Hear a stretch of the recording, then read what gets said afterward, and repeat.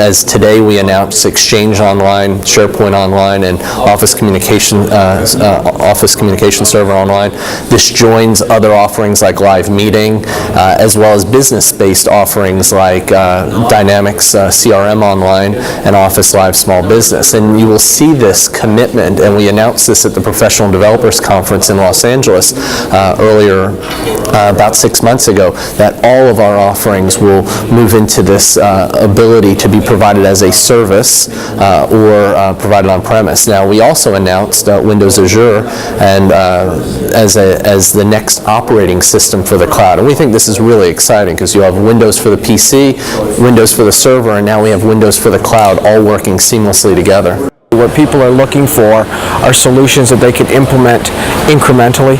They're looking for things that they can try. They don't want to have to sort of get everything right all at once, because given that the economy seems to be changing very quickly and therefore companies' business plans are going to change, they're trying to figure out, okay, I know I have to fit my business strategy to my information systems, but if my business strategy is having to change, I want information systems that are flexible. And that's where I think cloud computing versions are more interesting now to people than they may have even been 3 or 4 years ago.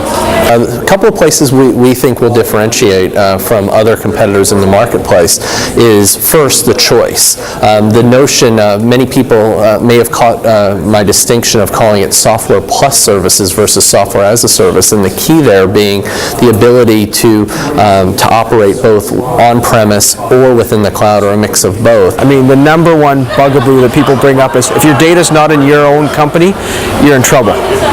And clearly the evidence in the past shows that's not true. You know, more companies have lost data from their own premises than people who are holding it for them have lost on their behalf.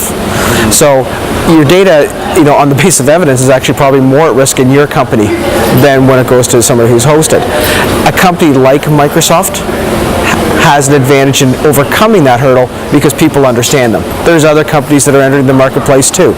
A brand new company would have a lot of trouble building that credibility.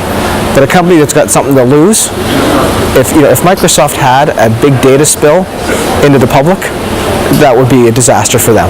And it would hurt their brand not just in this product, but in tons of products. So that's why Microsoft has some advantage. It's like, well, they can't afford to mess up.